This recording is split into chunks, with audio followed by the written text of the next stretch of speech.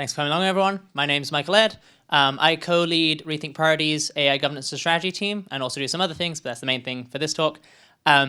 This is going to be a very short talk bit, or at least it's intended to be very short, that gives a quick overview of AI governance and strategy and risk.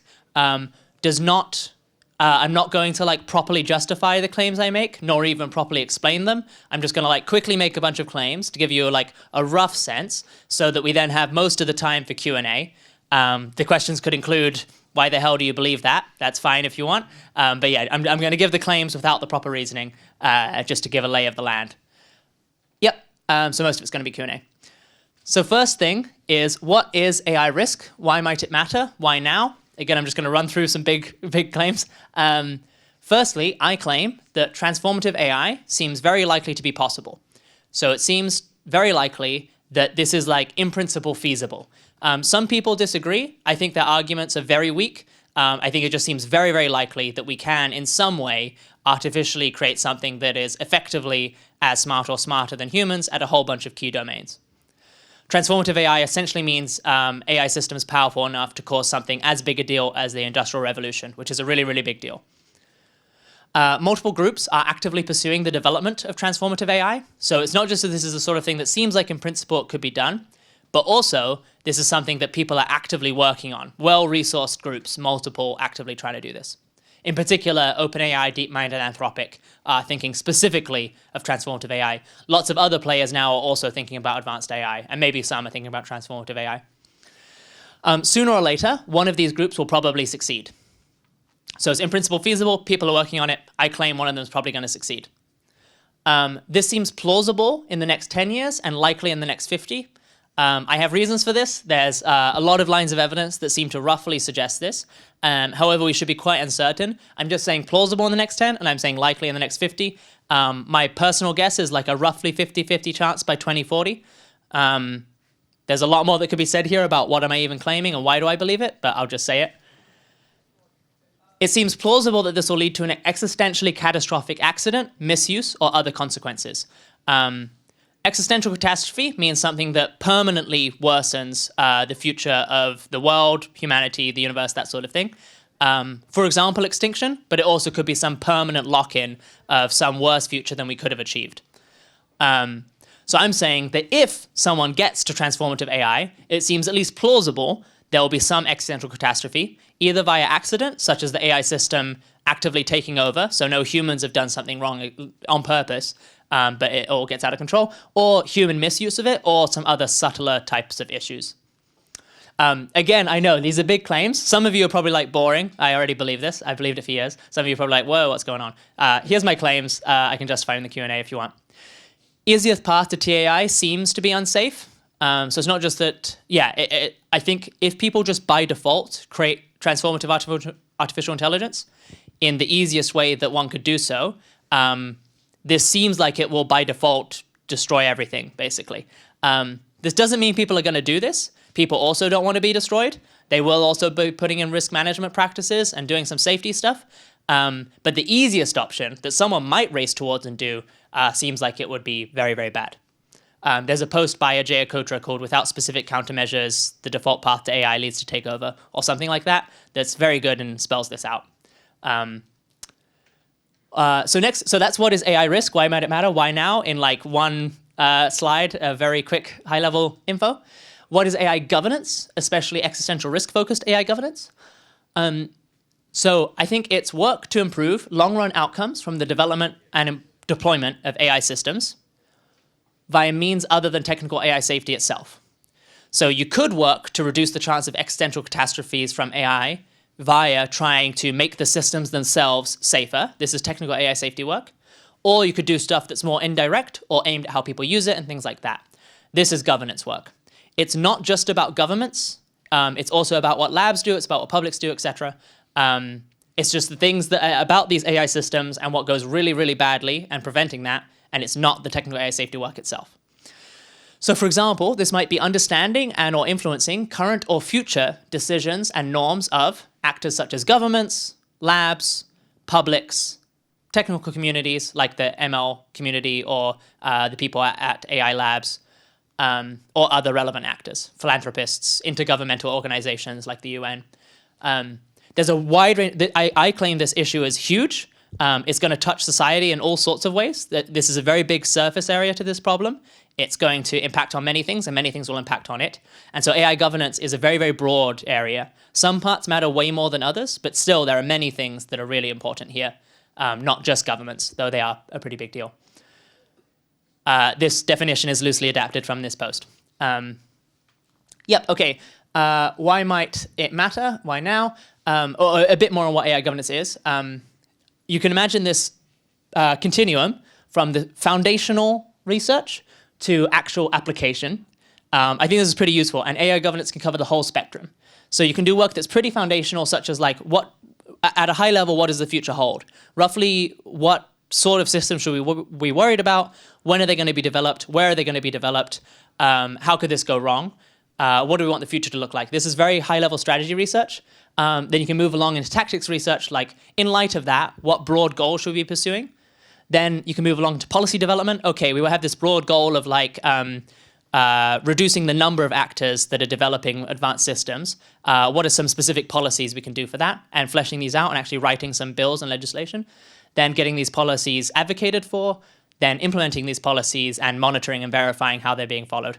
Policies here could also include actions by labs. So it's not just about governments, it's also like figuring out what labs should do and pushing them to do it. AI governance can cover this whole spectrum. It somewhat moves chronologically from left to right, but also we need people across the whole thing right now, because we have some ideas to be pushing for, and we need it to be that when we have more ideas in 5 years, we have people who are already really skilled at actually pushing for things. This is from a really good post. It's relatively short and concise that you can read later. So there's many types of decision makers here, many types of decisions, many disciplines, many types of work.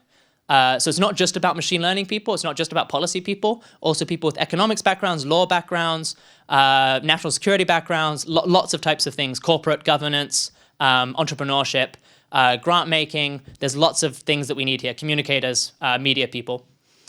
It's a big problem. It's about misalignment, which is when the AI systems aren't doing what we want them to be doing, but also about misuse of AI systems, also value erosion, which is, I'm not going to try to explain what it is. You can follow this link later. There'll be a way to get the slides, and getting to excellent futures. But as of 2022, despite this being like, huge, there's so many things we're working on here, there was only about 100 people professionally working on this with an existential risk focus. This is, in my opinion, tiny relative to the scale of the problem. One other way of demonstrating that is that I'm roughly 3.5 years from being a high school teacher, and as of last year, I led 10% of the field. I led a team of 10, which was 10% of the field. This is not how things should be. I also at high school I was teaching psychology. It wasn't even like computer science or something. So some examples of what to maybe aim for. Let me see. I might need to go even faster. Okay. I'm going to try to speed up slightly or just say less. Just to give some kind of concrete examples of what might actually be good to do here. More technical AI safety work. So you could do governance work that causes there to be more technical AI safety work via, for example, funding programs that would support this. You could do evaluations and auditing. So this is things where you try to check how dangerous or how capable the systems are or how aligned they are. And then you can try to put this into policies that say, if your systems fail this audit, you can't develop them or you can't develop the next one or something like that. Lab coordination and or self-regulation. So trying to get the labs to be able to work together nicely and govern themselves. Domestic laws and regulation, international governance institutions, a single country or bloc. Maybe it would be good for a single country or bloc to sustain or increase its leadership in AI capabilities. So trying to increase the gap between one leader and others. This might be good. Compute governance to support other goals. So compute governance is various things to do with the AI chips themselves, where they are, who has them, how they work, mechanisms on the chips that can be used to verify treaties, kind of like how you can track fissile materials as a way of controlling nuclear weapons risks. Compute governance can support all the other goals in some ways, I think. Monitoring AI research and development, compliance with regulation, AI activity in order to support other goals. So again, if you figure out what you want people to agree to, you then need to figure out how to check if they've agreed and followed through in order to have everyone feel comfortable following this agreement. Slowing down progress in AI capabilities in order to buy time for other goals. That's another thing you might want to do. This isn't all the things that could be good, but this gives a sense of like, there's a lot of things that could actually be done here, many of which we're somewhat confident are good. I put a question mark at one of them that I'm less confident, but the rest seem good. Okay, so that's the whirlwind tour of AI governance in roughly like 9 minutes. Now for the next like 15 to 20 minutes, we have just like any questions you guys want.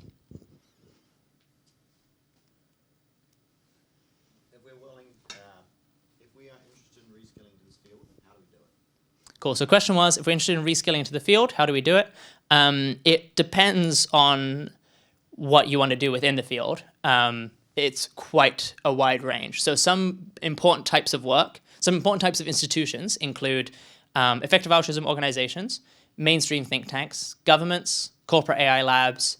These are sort of probably the 4 biggest deal types of institutions, but then there's a lot of other ones as well, like mainstream foundations, media organizations, advocacy groups, etc.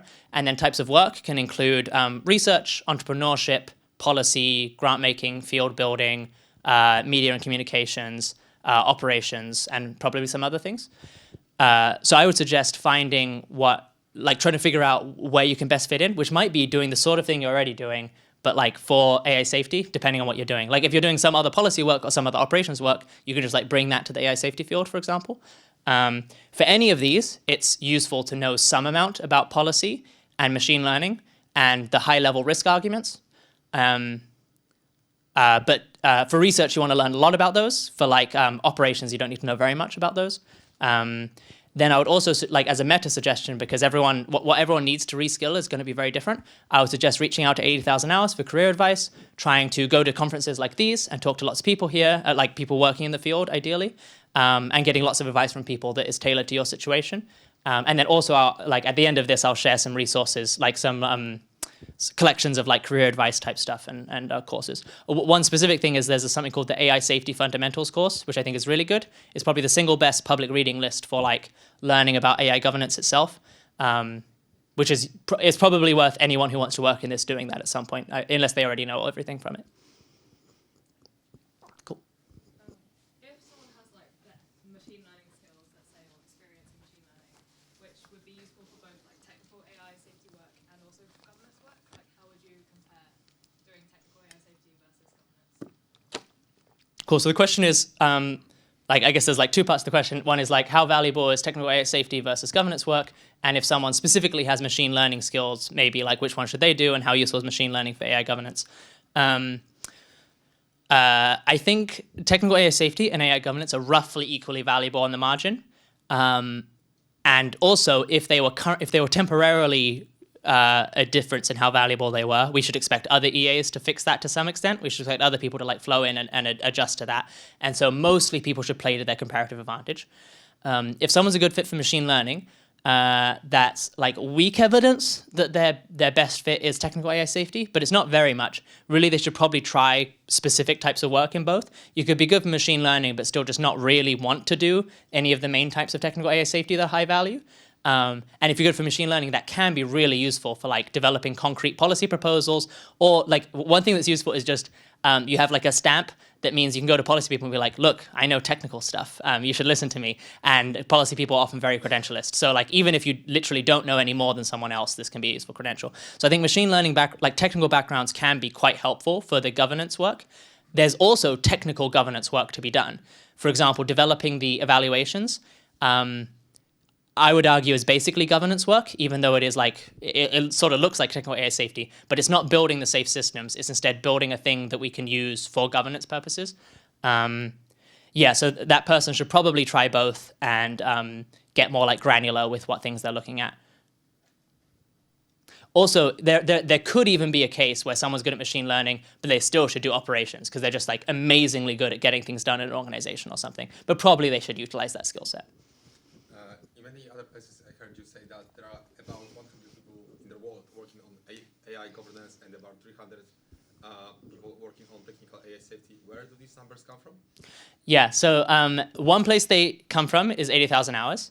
So the question was, I made the claim before that as of 2022, there's about 100 people working on AI governance from an X-risk perspective. In other places, this person has heard me say the 300 number for technical AI safety.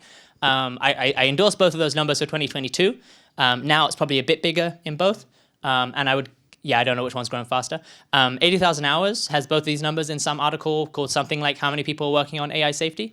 And then there's two other sources that semi-independently estimated the governance thing, and one landed on 50 and one landed on 100. One was me.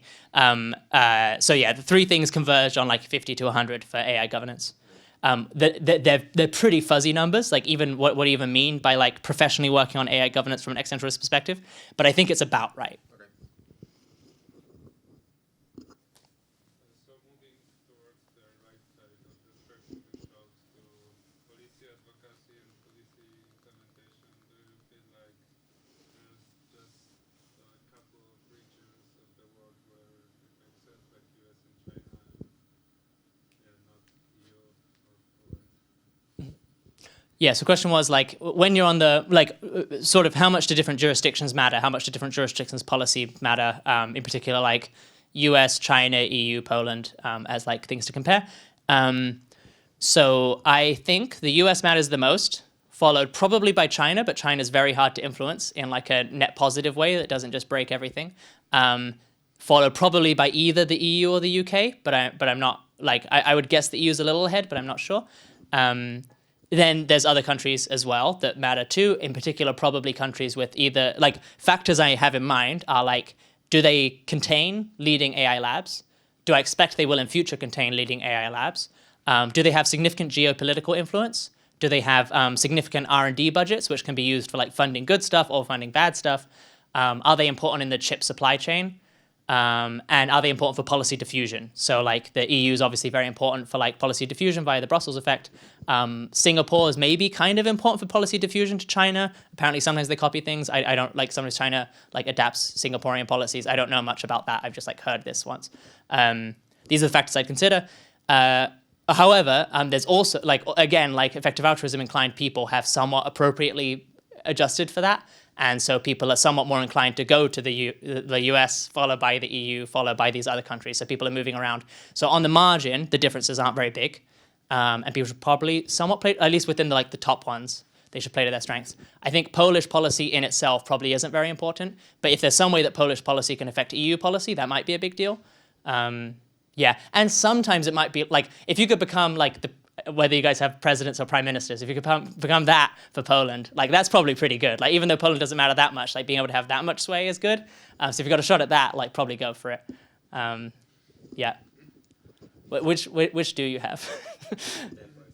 Both? Okay, if you could, well, then I guess you try to be both then. Like, get a buddy. Be the more powerful one. Yeah. Just a theoretical question.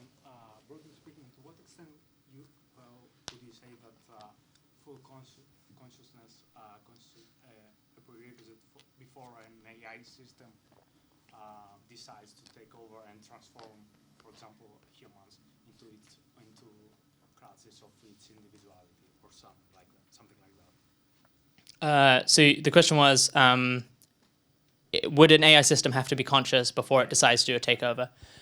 I think basically no, at least for, like, this is a very hard question. One issue is, like, what does consciousness even mean?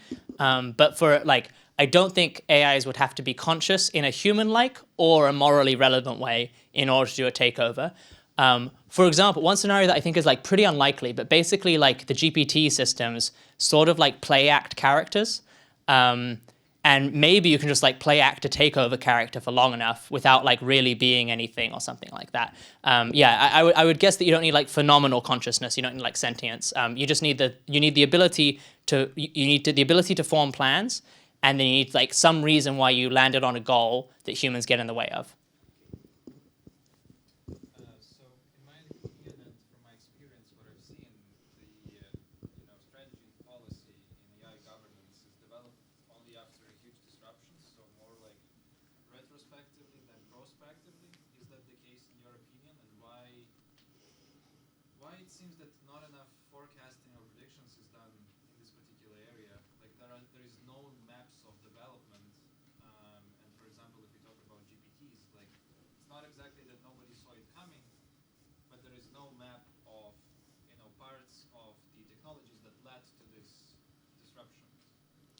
So do you mean within the like long-termist community, or do you mean like in the world in general, that this like reactive phenomenon, or both? We can do both, or we Yeah. can just limit it to AI governance specifically. Yeah.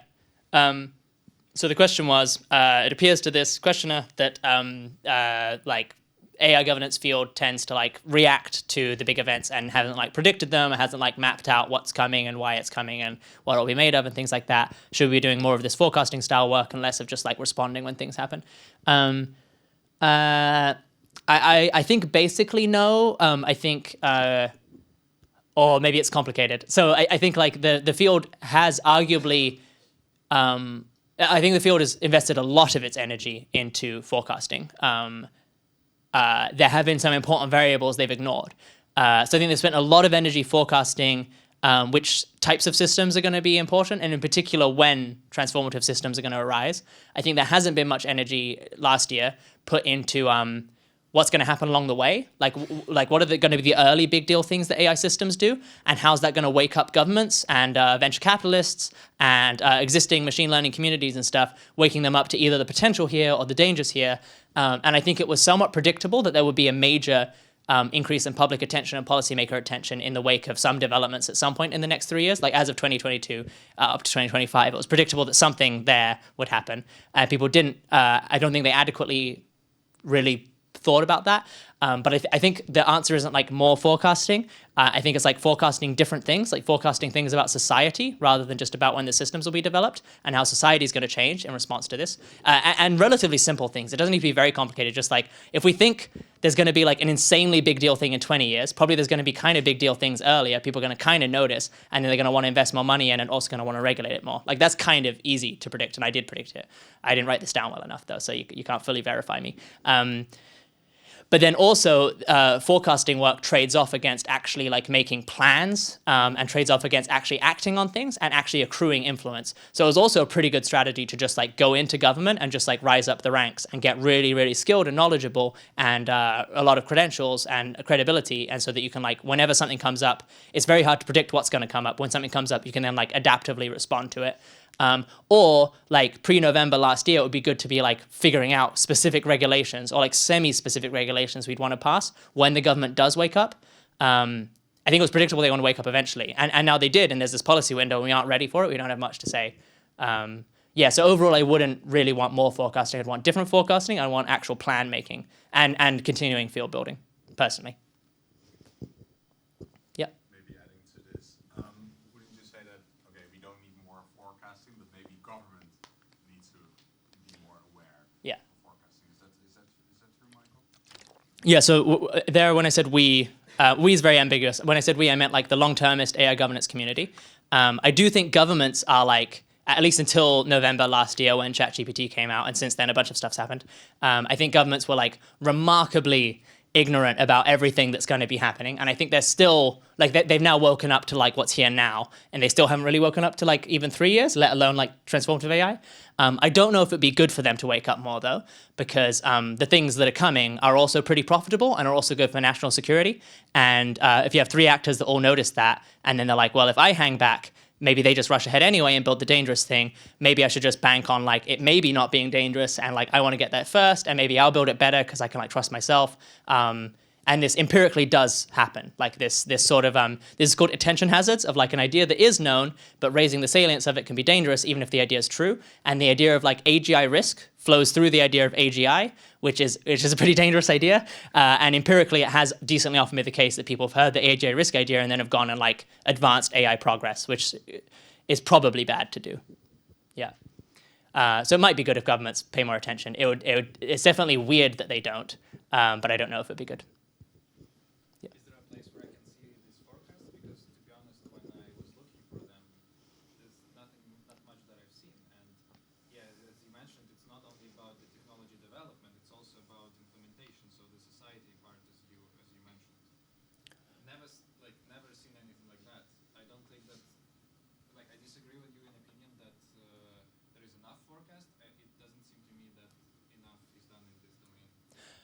Yes, the question was where can the forecast be found? In terms of when I was saying I think there maybe is enough, in particular I was thinking timelines. I think like more forecasting on timelines doesn't seem like the best use of additional hours.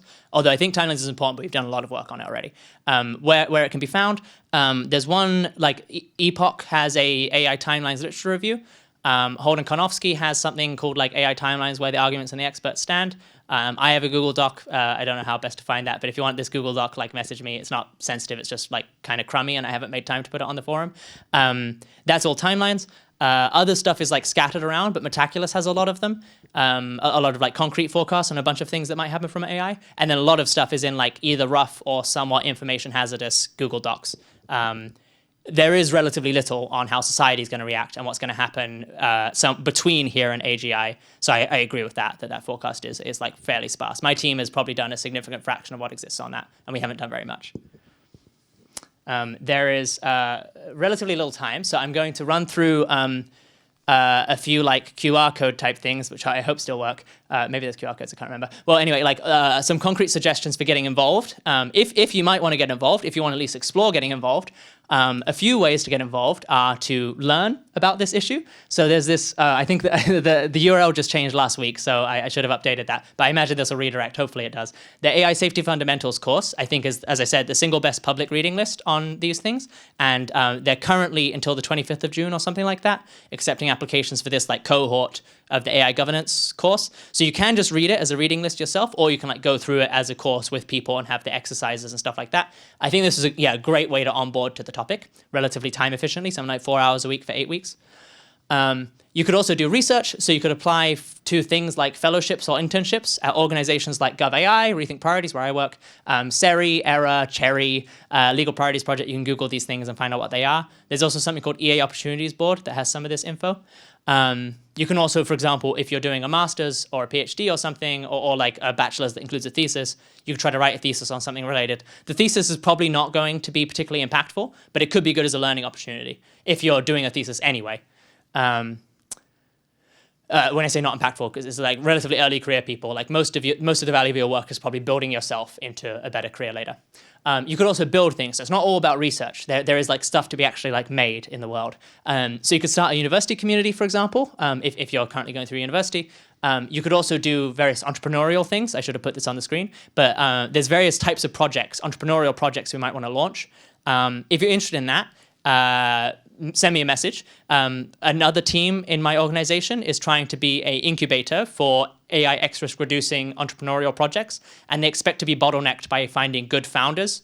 So I would be very happy to be made aware if you might want to like launch an entrepreneurial AI risk project, and I'll send you an expression of interest form in that case.